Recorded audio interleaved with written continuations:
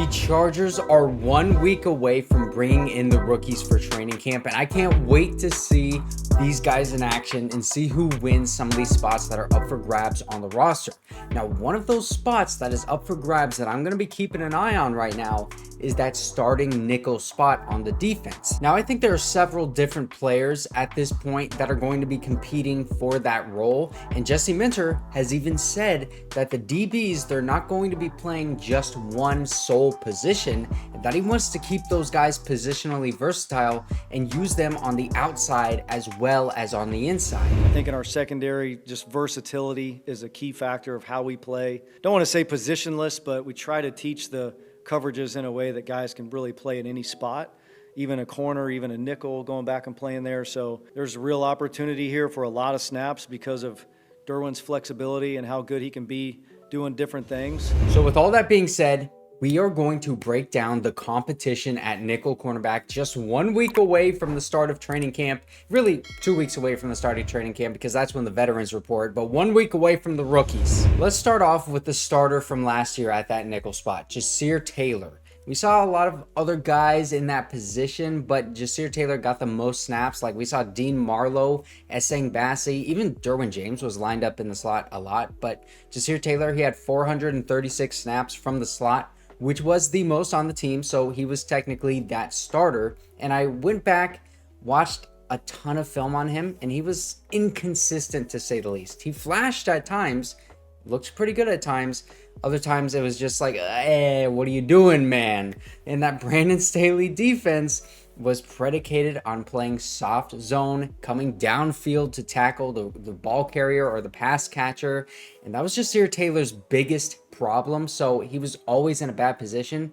Just couldn't really tackle almost ever. I was going to say couldn't tackle consistently, but he consistently was missing tackles. He had a 23.5 missed tackle percentage last year and a 29.9 tackle grade by PFF, which was the 7th worst for all cornerbacks last year. And the worst tackle grade for cornerbacks all of last year actually went to his teammate, another guy who was playing in the slot, Essang Bassi. He had the worst freaking tackle grade. And fun fact, Asante Samuel Jr., he had the 26th worst tackle grade by PFF. So everybody back there, man, they were struggling to tackle, yet Brandon Staley, he still thought it was a good idea to play soft zone and force those guys that struggle to tackle to make tackles in space. I don't know, man, but because of how bad that scheme was at times and just, you know, the nature of how defensive backs play football, it's tough to decipher how much of Jasir Taylor's bad play in terms of like coverage and assignment, how much of that is really on him and what falls on his teammates, you know, what falls on the coaches. He played zone coverage pretty well for the most part from what I saw in the film, but sometimes he got worked, like particularly in that Cowboys game. You know what? Just check this out. Now I got Jasir Taylor right here. This is against the Cowboys. This was a really bad game for him, one of his worst games of the season. And what the Cowboys do right here, it works against everybody. So let me just break it down. The pulling guard coming from left side to right side, you fake that handoff. Both of these linebackers, Kenneth Murray and Eric Kendricks, totally just fly downfield and bite for it. Leaves the tight end Jake Ferguson wide open because Derwin James is playing so far off because he's expecting that help from the linebacker, which he doesn't get because they get sucked up into the line of scrimmage. Now, on the outside, we have CeeDee Lamb working against Michael Davis. Boom, he's open. He's going to get targeted here. But on the other side, we have this man wide open working against Asante Samuel Jr. And then now let's look at Jasir Taylor because that's what we're here for, working against this man in the slot.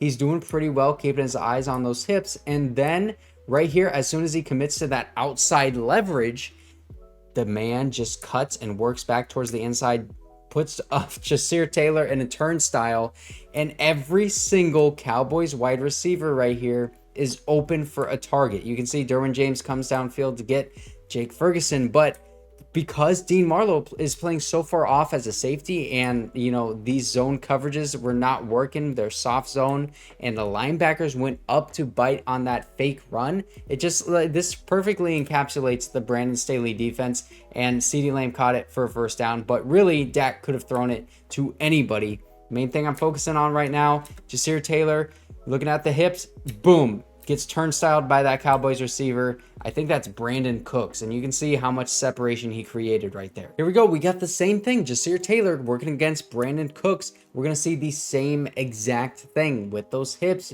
Jasir Taylor has those eyes on Brandon Cooks. See where he's going. Looks like he's going vertical. Right before he does that plant right there, you can see Jasir Taylor commits his hips towards the outside leverage, and that is because he's expecting help on the inside.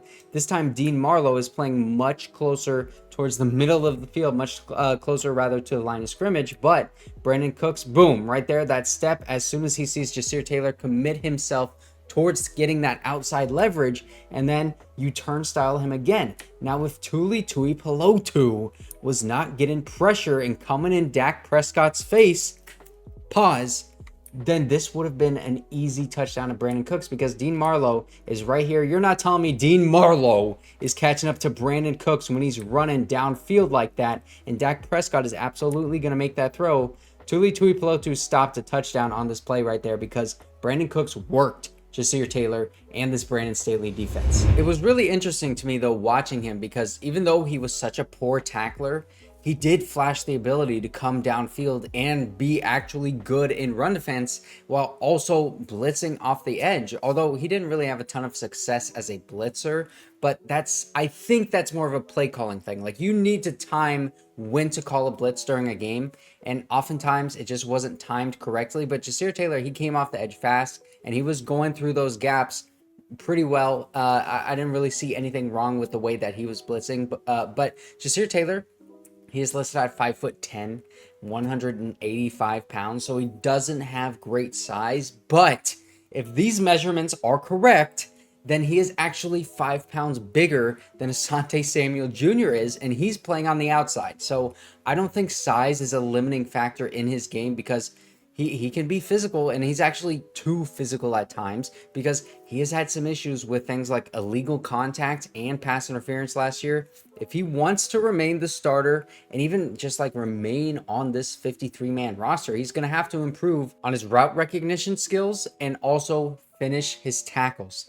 He flashed at times, so he does have it in him, but he's got some work to do. Now, the next guy that is going to be most likely to win that starting job is Tarheeb Still. Now, Tarheeb has the size advantage. He has the speed advantage, as well as the physicality advantage on Jasir Taylor. So, as long as he's able to translate his game smoothly to the NFL level, I think it's fair to project him as the day one starter. I mean, this is why Jim Harbaugh is bringing in these rookies an entire week early, to get guys like Tarheeb Still on the field earlier and more often, so that that barrier to entry to get onto the field and get up to NFL speed is lessened. The faster that you're able to get these rookies up to speed, the better off the Chargers are going to be for it, because we got a lot of guys that are going to be contributing as rookies, even like second year guys like Scott Matlock in his second year, Tuli Tuipulotu, Deion Henley. I would expect all of those guys to play some pretty big roles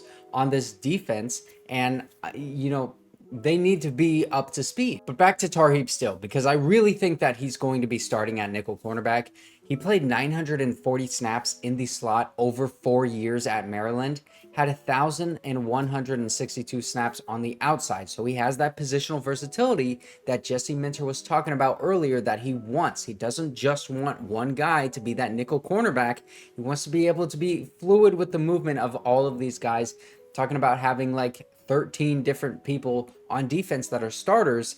This is kind of what he's talking about. You don't want to have anybody locked into one specific role. Jasir Taylor, I wouldn't really want him playing on the outside for a bunch of different reasons, but Tarheeb Still, he has played on the outside. He played mostly on the outside in college, and I feel much more comfortable with him playing on the outside just because of the way that he plays football. But last year, he broke out for Maryland, had 5 interceptions while also allowing a passer rating of only 72.7 when he was targeted.